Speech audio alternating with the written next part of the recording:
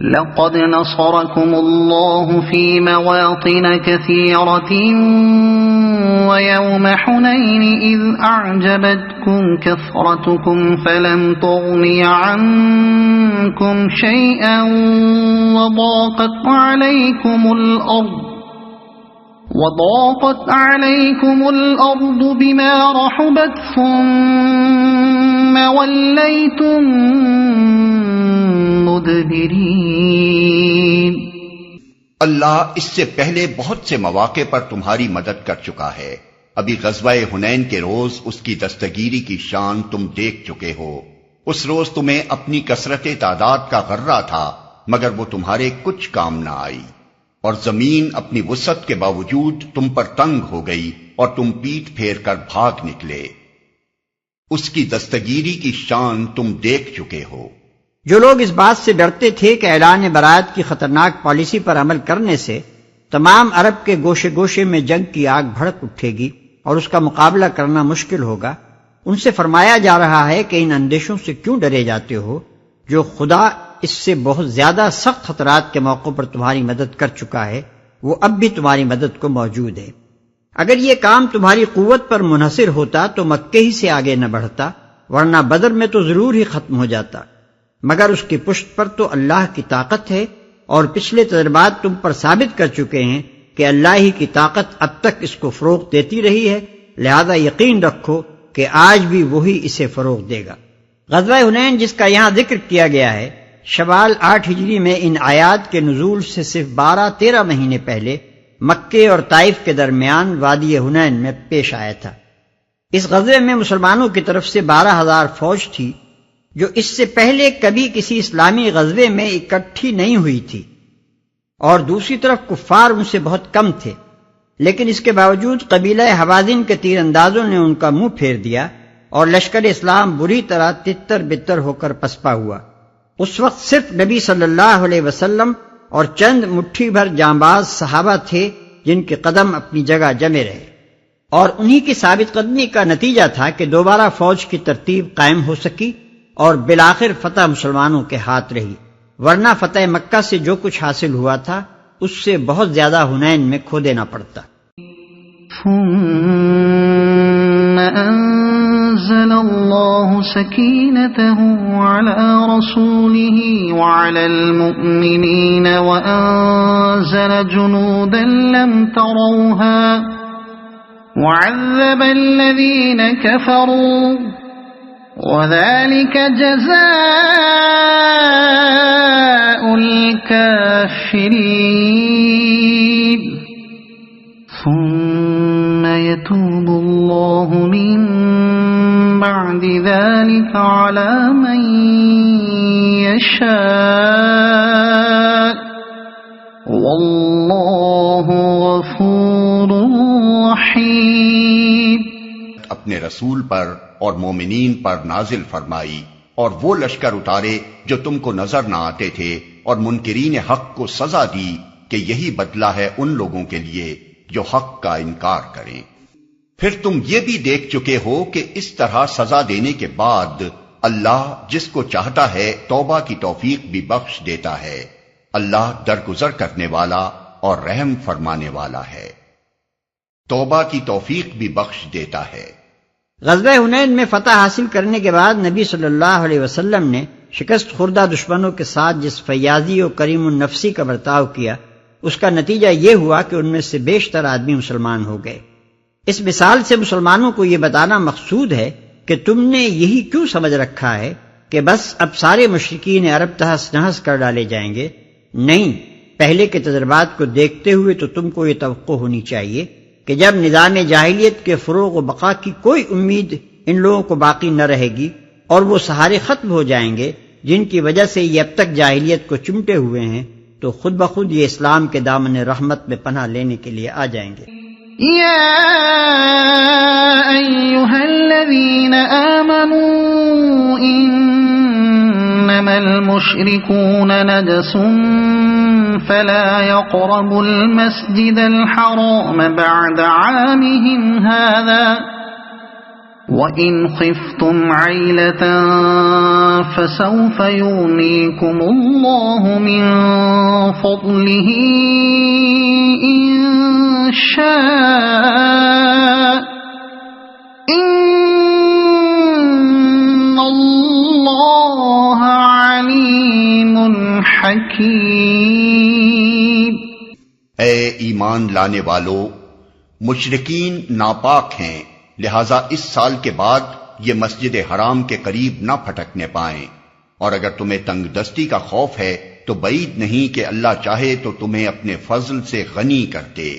اللہ علیم و حکیم ہے۔ اس سال کے بعد یہ مسجد حرام کے قریب نہ پھٹکنے پائیں،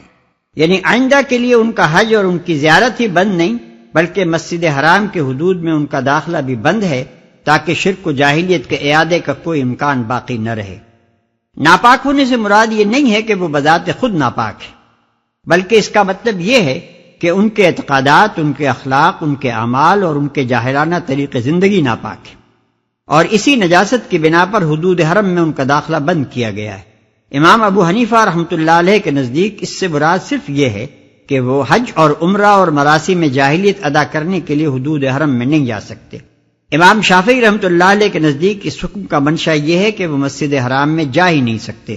اور امام مالک رحمۃ اللہ علیہ یہ رائے رکھتے ہیں کہ صرف مسجد حرام ہی نہیں بلکہ کسی مسجد میں بھی ان کا داخل ہونا درست نہیں، لیکن یہ آخری رائے درست نہیں ہے، کیونکہ نبی صلی اللہ علیہ وسلم نے خود مسجد نبوی میں ان لوگوں کو آنے کی اجازت دی تھی۔ قاتلوا الذين لا يؤمنون بالله ولا باليوم الآخر ولا يحرمون ما حرم الله ورسوله ولا يدينون دين الحق من الذين أوتوا الكتاب حتى يعطوا الجزية عن يد وهم صاغرون۔ جنگ کرو اہل کتاب میں سے ان لوگوں کے خلاف جو اللہ اور روز آخر پر ایمان نہیں لاتے، اور جو کچھ اللہ اور اس کے رسول نے حرام قرار دیا ہے اسے حرام نہیں کرتے، اور دین حق کو اپنا دین نہیں بناتے۔ ان سے لڑو یہاں تک کہ وہ اپنے ہاتھ سے جزیہ دیں اور چھوٹے بن کر رہیں، جو اللہ اور روز آخر پر ایمان نہیں لاتے۔ اگرچہ اہل کتاب خدا اور آخرت پر ایمان رکھنے کے مدعی ہیں، لیکن فی الواقع نہ وہ خدا پر ایمان رکھتے ہیں نہ آخرت پر۔ خدا پر ایمان رکھنے کے معنی یہ نہیں ہے کہ آدمی بس اس بات کو مان لے کہ خدا ہے، بلکہ اس کے معنی یہ ہے کہ آدمی خدا کو الہ واحد اور رب واحد تسلیم کرے، اور اس کی ذات، اس کی صفات، اس کے حقوق اور اس کے اختیارات میں نہ خود شریک بنے نہ کسی کو شریک ٹھہرائے۔ لیکن نصارہ اور یہود دونوں اس جرم کا ارتکاب کرتے ہیں، جیسا کہ بعد والی آیات میں بتصریح بیان کیا گیا ہے۔ اس لیے ان کا خدا کو ماننا بے معنی ہے، اور اسے ہرگز ایمان باللہ نہیں کہا جا سکتا۔ اسی طرح آخرت کو ماننے کے معنی صرف یہی نہیں ہے کہ آدمی یہ بات مان لے کہ ہم مرنے کے بعد پھر اٹھائے جائیں گے، بلکہ اس کے ساتھ یہ ماننا بھی ضروری ہے کہ وہاں کوئی سعی سفارش، کوئی فدیہ اور کسی بزرگ سے منتسب ہونا کام نہ آئے گا، اور نہ کوئی کسی کا کفارہ بن سکے گا۔ خدا کی عدالت میں بے لاگ انصاف ہوگا، اور آدمی کے ایمان و عمل کے سوا کسی چیز کا لحاظ نہ کیا جائے گا۔ اس عقیدے کے بغیر آخرت کو ماننا لا حاصل ہے، لیکن یہود و نصارہ نے اسی پہلو سے اپنے عقیدے کو خراب کر لیا ہے، لہذا ان کا ایمان بالآخرت بھی مسلم نہیں ہے۔ جو کچھ اللہ اور اس کے رسول نے حرام قرار دیا ہے اسے حرام نہیں کرتے، یعنی اس شریعت کو اپنا قانون زندگی نہیں بناتے جو اللہ نے اپنے رسول کے ذریعے سے نازل کی ہے، یہاں تک کہ وہ اپنے ہاتھ سے جزیہ دیں اور چھوٹے بن کر رہیں۔ یعنی لڑائی کی غایت یہ نہیں ہے کہ وہ ایمان لے آئیں اور دین حق کے پیرو بن جائیں، بلکہ اس کی غایت یہ ہے کہ ان کی خود مختاری و بالادستی ختم ہو جائے، وہ زمین میں حاکم اور صاحب امر بن کر نہ رہیں، بلکہ زمین کے نظام زندگی کی باغیں اور فرمانروائی و امامت کے اختیارات متبعین دین حق کے ہاتھوں میں ہوں، اور وہ ان کے ماتحت تابع و مطیع بن کر رہیں۔ جزیہ بدل ہے اس امان اور اس حفاظت کا جو ذمیوں کو اسلامی حکومت میں عطا کی جائے گی، نیز وہ علامت ہے اس امر کی کہ یہ لوگ تابع امر بننے پر راضی ہیں۔ ہاتھ سے جزیہ دینے کا مفہوم سیدھی طرح مطیعانہ شان کے ساتھ جزیہ ادا کرنا ہے، اور چھوٹے بن کر رہنے کا مطلب یہ ہے کہ کہ زمین میں بڑے وہ نہ ہوں بلکہ وہ اہل ایمان بڑے ہوں جو خلافت الہی کا فرض انجام دے رہے ہوں۔ ابتداً یہ حکم یہود و نصارہ کے متعلق دیا گیا تھا، لیکن آگے چل کر خود نبی صلی اللہ علیہ وسلم نے مجوس سے جزیہ لے کر انہیں ذمہ بنایا، اور اس کے بعد صحابہ کرام نے بالاتفاق بیرون عرب کی تمام قوموں پر اس حکم کو عام کر دیا۔ یہ جزیہ وہ چیز ہے جس کے لیے بڑی بڑی معذرتیں 19ویں صدی عیسوی کے دور مذلت میں مسلمانوں کی طرف سے پیش کی گئی ہیں، اور اس دور کی یادگار کچھ لوگ اب بھی موجود ہیں جو صفائی دینے میں لگے ہوئے ہیں، لیکن خدا کا دین اس سے بہت بالا و برتر ہے کہ اسے خدا کے باغیوں کے سامنے معذرت پیش کرنے کی کوئی حاجت ہو۔ سیدھی اور صاف بات یہ ہے کہ جو لوگ خدا کے دین کو اختیار نہیں کرتے اور اپنی یا دوسروں کی نکالی ہوئی غلط راہوں پر چلتے ہیں، وہ حد سے حد بس اتنی ہی آزادی کے مستحق ہیں کہ خود جو غلطی کرنا چاہیں کریں، لیکن انہیں اس کا قطعاً کوئی حق نہیں ہے کہ خدا کی زمین پر کسی جگہ بھی اقتدار و فرمانروائی کی باغیں ان کے ہاتھوں میں ہوں، اور وہ انسانوں کی اجتماعی زندگی کا نظام اپنی گمراہیوں کے مطابق قائم کریں اور چلائیں۔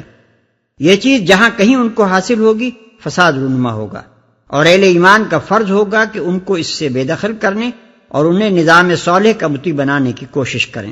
اب رہا یہ سوال کہ یہ جزیہ آخر کس چیز کی قیمت ہے، تو اس کا جواب یہ ہے کہ یہ اس آزادی کی قیمت ہے جو انہیں اسلامی اقتدار کے تحت اپنی گمراہیوں پر قائم رہنے کے لیے دی جاتی ہے، اور اس قیمت کو سالے نظام حکومت کے نظم و نسق پر صرف ہونا چاہیے جو انہیں اس آزادی کے استعمال کی اجازت دیتا ہے اور ان کے حقوق کی حفاظت کرتا ہے۔ اور اس کا بڑا فائدہ یہ ہے کہ جزیہ ادا کرتے وقت ہر سال ذمیوں میں یہ احساس تازہ ہوتا رہے گا کہ خدا کی راہ میں زکوٰۃ دینے کے شرف سے محرومی اور اس کے بجائے گمراہیوں پر قائم رہنے کی قیمت ادا کرنا کتنی بڑی بدقسمتی ہے جس میں وہ مبتلا ہیں۔